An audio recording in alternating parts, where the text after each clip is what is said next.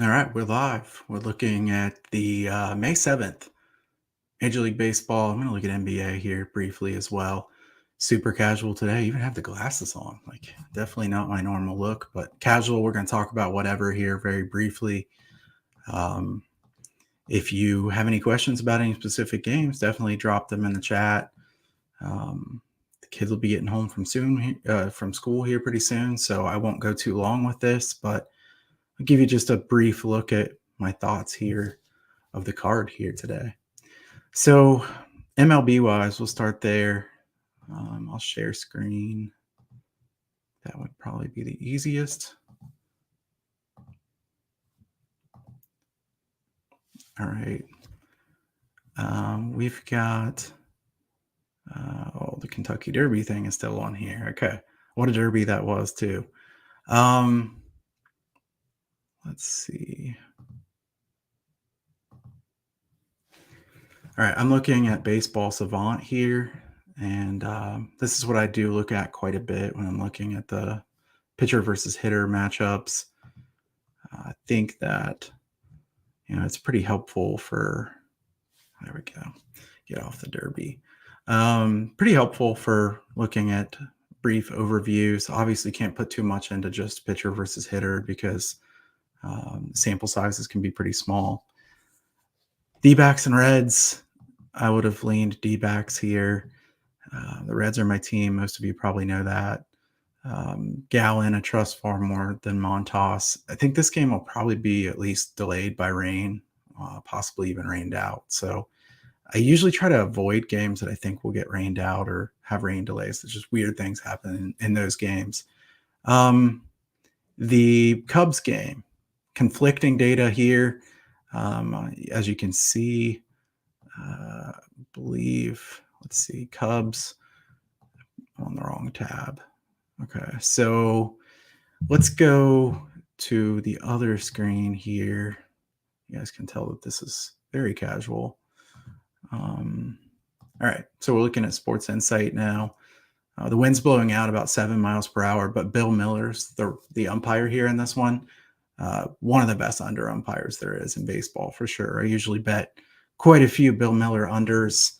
I had to end up passing on this one because it's just conflicting. The data is so strong on Cubs unders with the wind, or Cubs overs with the wind blowing out, that it's hard to take an under. So that ended up being a pass for me. I considered the Dodgers under last night at under 8. This is Ortiz, who's also a really good under 68 and 42 to the under. I suggest people do pay attention to the umpires. I think they matter more than most people think. Just so much control of the game. You're calling balls and strikes means a lot. Ortiz 68 and 42 to the under. 7.5 is just super low. It was under 8 last night. Cabrera and Yamamoto, not like proven really good pitchers. I think Yamamoto is good and Cabrera has upside, but hard to take that low of a number. Minnesota, I kind of like Minnesota here. It is a big price. I try not to lay big prices, especially for clients. I just don't like being the guy that puts out minus 150, minus 160. You can get minus 138, I believe it was, for Minnesota.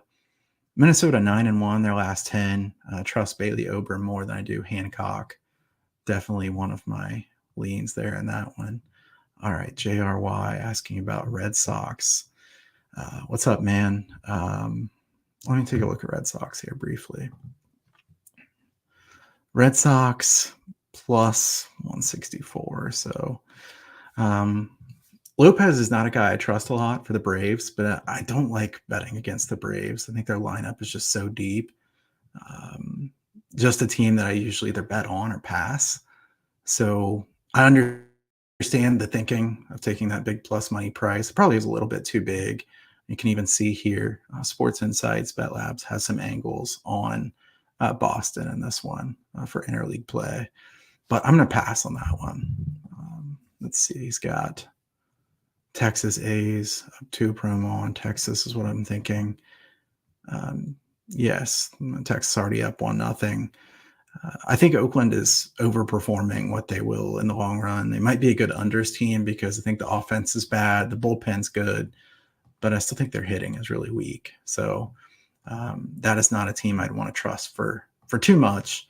And I do think Texas will continue to hit well and probably even hit better than they have so far this year. Looking at the other games here briefly, Kansas City. This is one where the wind was blowing out a little bit. We've got a new umpire that's 22-12 to the under. Not a big enough sample for me to think too much of it. But wind blowing out 8 miles per hour. I think the weather and umpires both mean quite a bit. I'm going to pass on this one. Like I said, Twins was the other one I liked. Money line. It is a little bit juicy. The other thing I suggest doing, if you don't like to lay that kind of juice, something I do myself that I don't put out there on the sites because, it's not offered, is I use -1.5 run line for part of the bet and take money line for part of the bet. You can reduce the price and in effect to get a -1 line. So I do suggest that. The kids coming in. So if things get a little loud here, I apologize. But let's see. We've got I'm going to look at basketball here real quick. If you guys have any other questions, go ahead and shoot because I won't stay on here too long. Mavericks and Thunder. I looked at the under in this one. I'll tell you what, man, their matchups in the regular season really scared me off the under. I know the regular season and postseason are different. I still lean under for sure, but really high scoring games. I mean, up in the 250s pretty consistently. So I'm going to pass from that one and hope that they score a bunch here in game one. Maybe bet an under coming up. As far as the side in that one, Bet Labs has some pretty good angles on the Thunder being a well-rested home team. I can see that. I just think Dallas is a pretty dangerous team too. So -3.5, pretty fair price in my opinion.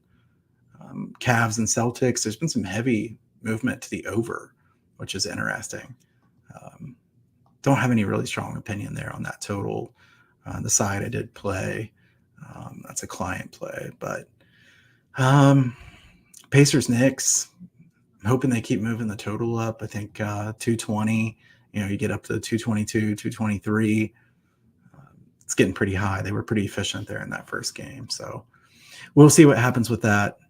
Back over to the baseball side. I do want to switch back really quickly to the baseball savant side because I think there's just enough data from a couple of these that it's probably worth investigating.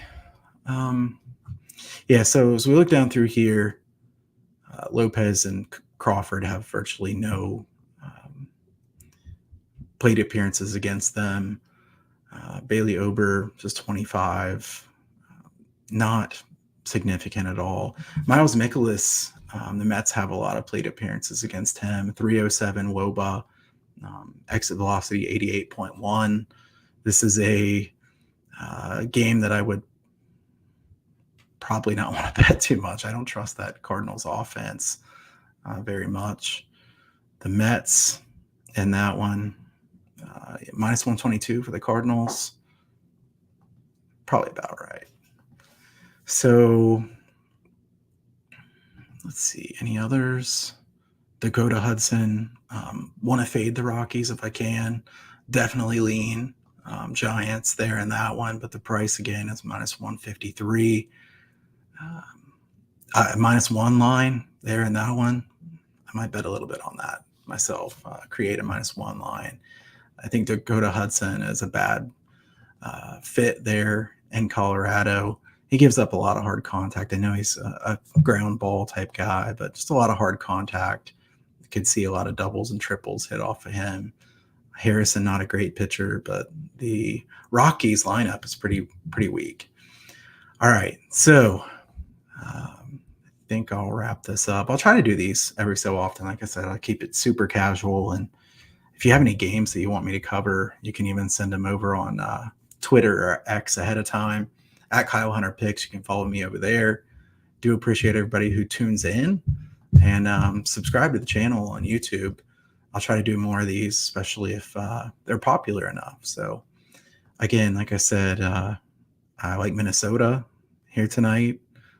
I like San Francisco, especially if you can do a -1 line with betting the run line and the money line. and conflicting information on the Cubs game. Miller, a great under umpire, wind blowing out.